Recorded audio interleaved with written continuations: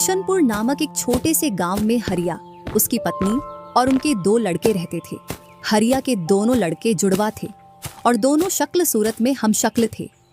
जो कोई भी व्यक्ति उनको देखता तो वो पहचान नहीं पाता कौन रामू कौन राजू है इन दोनों में से। एक शाम हरिया अपनी पत्नी से बोलता है, अब तो बुढ़ापा आ गया और अब पहले जैसे हाथ पैर भी नहीं चलते। हाँ, अब आपकी और मेरी उम्र हो गई है। अब मुझसे भी घर का काम नहीं होता। क्यों ना रामू और राजू के लिए सुंदर लड़कियां देखकर उनकी शादी कर दी जाए।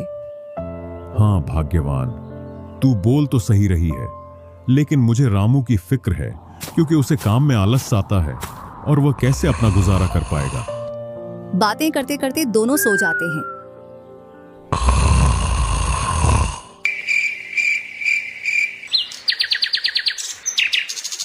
और सुबह उठकर हरिया रामू राजू से बोलता है, तुम दोनों खेतों पर चले जाना और एक खेत को खोद आना जिसमें मैं आकर बीज बो दूंगा। और आज मैं अपने दोस्त से मिलने के लिए पास ही के गांव में जा रहा हूं। 2 दिन में लौट कर आऊंगा। हरिया तैयार होकर दूसरे गांव की ओर निकल जाता है और रामू राजू भी खेतों की ओर चल देते हैं। दोनों खेतों में जाकर काम करने लग जाते हैं। रामू ठहरा कामचोर। वह थोड़ी देर काम करने के बाद एक पेड़ की छांव में जाकर लेट जाता है। इधर राजू को सुबह से शाम हो जाती है और वह आधा खेत खोद देता है।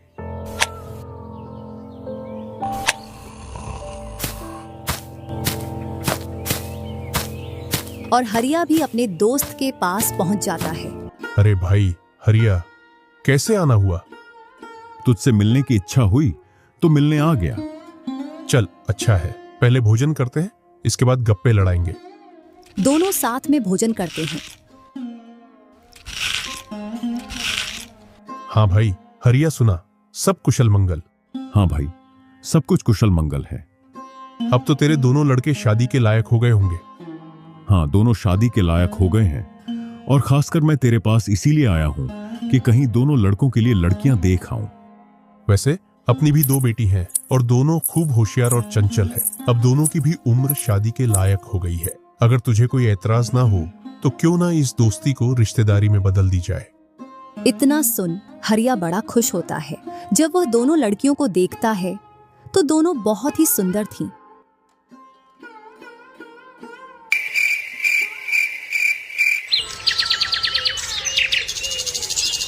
सुबह होते ही हरिया अपने दोस्त से बोलता है, मैं जल्द ही मेरी बहुओं को लेने आऊंगा। इतना बोलकर हरिया अपने गांव की ओर चल देता है। इधर रामू और राजू भी अपने खेतों पर काम करने के लिए आ जाते हैं और रामू पेड़ की छांव में जाकर सो जाता है।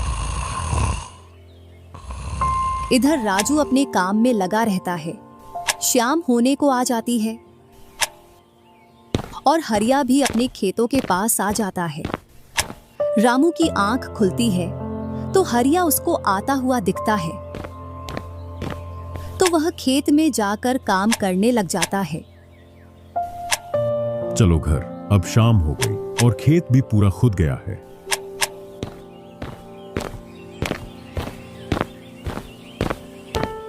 तीनों साथ में घर पहुंच जाते हैं। हरिया अपनी पत्नी और दोनों लड़कों को बताता है कि वह इन दोनों की सगाई पक्की कराया हूं।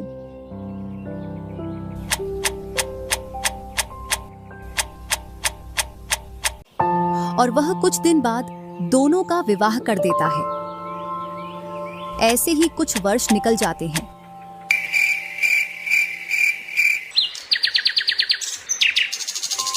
हरिया और उसकी पत्नी का स्वर्गवास हो जाता है और दोनों भाई जमीन और घर का बंटवारा कर लेते हैं। रामू अपने आलसी पने की वजह से खेतों में काम करने नहीं जाता और दिन भर घर में ही पड़ा रहता। इधर राजू अपने खेतों में दिन रात मेहनत करता है, जिससे रामू और राजू की फसलों में अंतर स्पष्ट दिखाई देता है। एक दिन रामू राजू से बोलता है, तूने अच्छा खेत रख लिया और मुझे यह खराब खेत दे दिया। जिससे तेरी फसल अच्छी हो रही है और मेरी फसल कमजोर। कोई ना, अगली फसल पर खेत बदल लेंगे।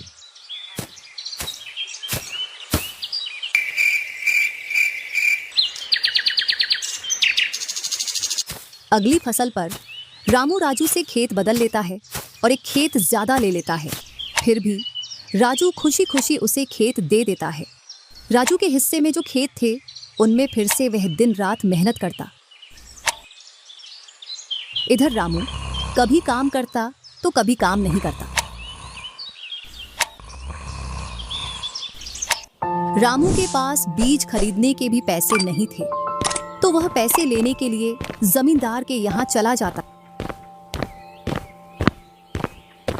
जमींदार जी, कुछ पैसे उधार चाहिए थे, जिससे मैं अपने खेतों के लिए बीज ले आता और फसल आने पर मैं आपको पैसे लौटा देता। क्यों नहीं भैया, लेकिन आपको 2% ब्याज देना पड़ेगा। जी जमींदार जी, मैं ब्याज दे दूंगा। जमींदार रामू को पैसे दे देता है और रामू उनसे कुछ बीज लाकर अपने खेतों में बो देता है। इधर राजू अपनी फसल की रोज देखभाल करता और रामू बोकर आया उसके बाद से अपनी फसलों को देखने के लिए भी नहीं गया। वहीं अपने घर में पड़ा रहता और दिन रात सोता रहता।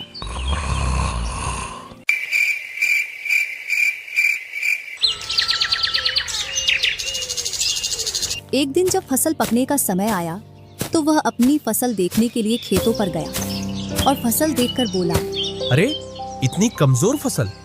मैंने खेत बदल लिया, फिर भी लगता है मेरी ही किस्मत खराब है।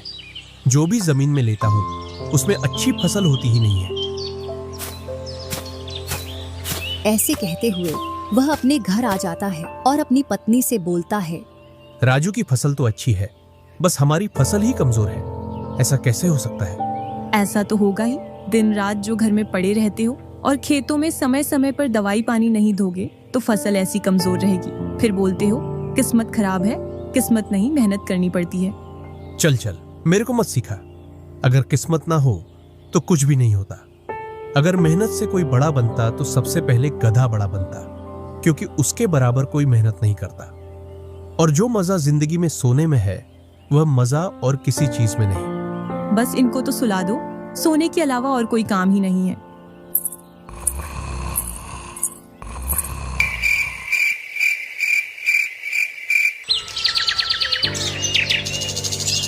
कुछ दिनों बाद जब फसल निकली तो राजू की फसल रामू से दोगुनी निकली, जबकि उसकी जमीन रामू से कम थी। रामू फसल को देखकर बोलता है, इस फसल को बेच कर आऊं या खाने के लिए रखूं? इधर जमींदार जी को भी पैसे देने हैं। अब इतनी सी फसल से कैसे काम चलेगा पता नहीं।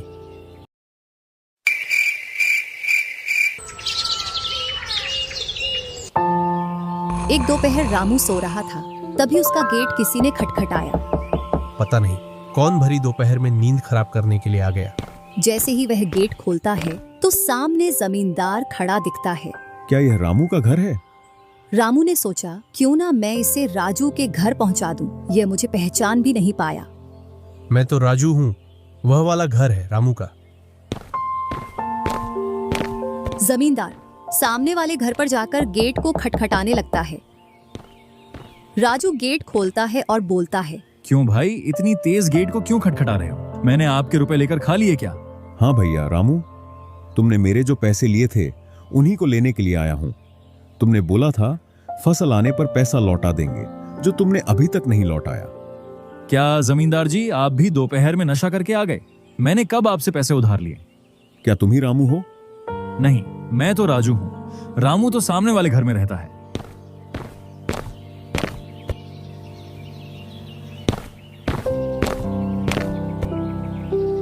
भरी दोपहरी में जमींदार का सर चकरा जाता है और वह अपने घर चला आता है और घर पहुंचकर मुनीम से बोलता है, ऐसा लगता है मुझे कि जो पैसे रामू के दिए थे वह पैसे अब लौट कर नहीं आने वाले। क्यों, ऐसा क्या हुआ जो पैसे वापस नहीं आ रहे हैं? रामू और उसका भाई दोनों हमशक्ल हैं और दोनों बोल रहे हैं कि रामू वह है, रामू वह है। और उन दोनों ने दोपहर भर मुझे इस घर से उसे घर दौड़ाया। जमींदार जी, पैसे निकालने की मेरे पास एक स्कीम है। बोलो कौन सी स्कीम है? मुनीम जमींदार जी के कान में पूरी स्कीम बताता है।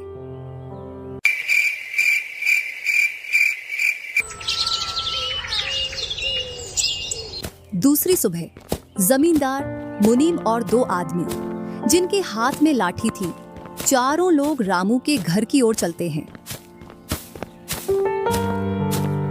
जैसे ही रामू के घर के पास पहुंचते हैं तो जमींदार और दोनों लोग थोड़ी दूर रुक जाते हैं। अरे रामू भैया, बाहर निकलो, मैं पास ही के गांव से आया हूँ। जरूर जमींदार होगा, मैं आज गेट खोलूंगा ही नहीं।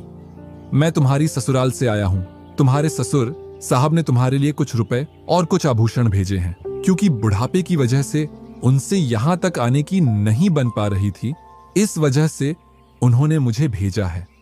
इतना सुन रामू के मन में लालच आ जाता है और वे फटाक से गेट खोल देता है। कहाँ है पैसे और धन? क्या तुम्हारा ही नाम रामू है? हाँ, मेरा ही नाम रामू है। कहाँ है धन? यही पास में रखा है, चलो दोनों उठा लाते हैं। वह मुनीम के साथ चल देता। थोड़ी दूर चलने के बाद मुनीम जमींदार जी को बुला लेता है। जमींदार और दोनों लोग रामू के पास आ जाते हैं। लाओ मेरे पैसे लौटाओ, ब्याज समेत। मैंने आपसे पैसे नहीं लिए। ये ऐसे नहीं मानेगा। अब तुम दोनों के हवाले करता हूं, तुम चाहे जैसे इससे पैसे निकालो। और दोनों आदमी रामू को लठ से मारते हैं। रामू चिल्लाता हुआ, अरे भाई रुको, अरे भाई रुको, मत मारो, अरे भाई रुको, मत मारो। इधर वह दोनों रामू में दे लठ लठ बरसा रहे थे। तभी राजू गेट खोलकर देखता है तो रामू पर कुछ लोग लठ से वार कर रहे थे। तो वह दौड़कर उनके पास आता है और बोलता है, अरे भाई रुको। इस रामू ने आज से 5 महीने पहले मुझसे पैसे लिए थे। जब लौटाने की बारी आई तो बहाने कर रहा था। कितने पैसे हैं? 2000। रुको मैं लाता हूँ।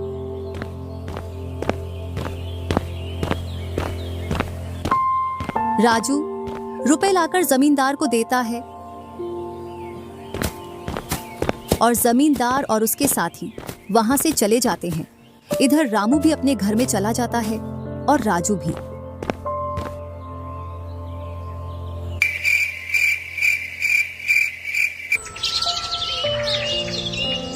कुछ दिनों बाद दोनों भाई अपना अपना खेत खोदने के लिए खेतों पर पहुंच जाते हैं। इधर खेत खोदते खोदते राजू दौड़ते हुए रामू के पास आता है और बोलता है, देखो मुझे खेत में क्या मिला है। राजू के हाथ में हीरा देखकर रामू के मन में लालच आ जाता है और वह मन ही मन सोचता है, इसके खेत में तो और भी हीरा हो सकते हैं।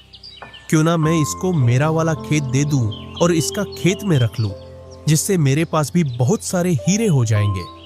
मैं क्या बोल रहा था, क्यों ना तू मेरे वाले खेत पर फसल कर ले और मैं तेरे वाले पर। इतने दिनों से तू कम जगह पर कर रहा था। और रामू राजू वाले हिस्से को खोदने लग जाता है।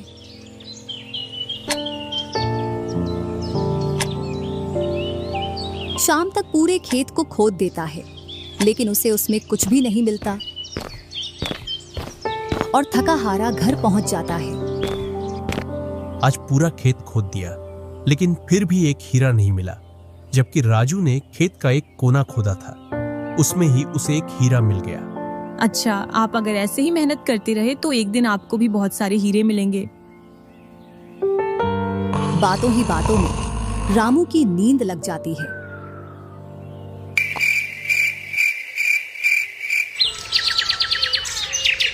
और जब सुबह होती है तब वह बोलता है, आज जैसी नींद मुझे कभी नहीं आई।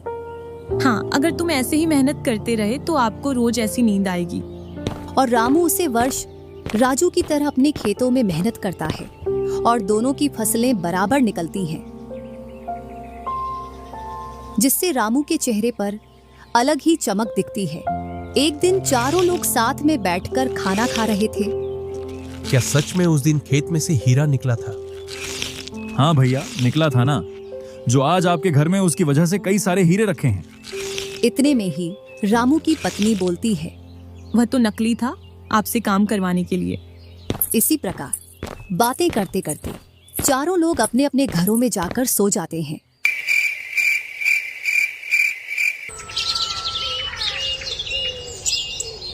सुबह होते ही तुम दोनों को राजा साहब ने राजमहल बुलाया है।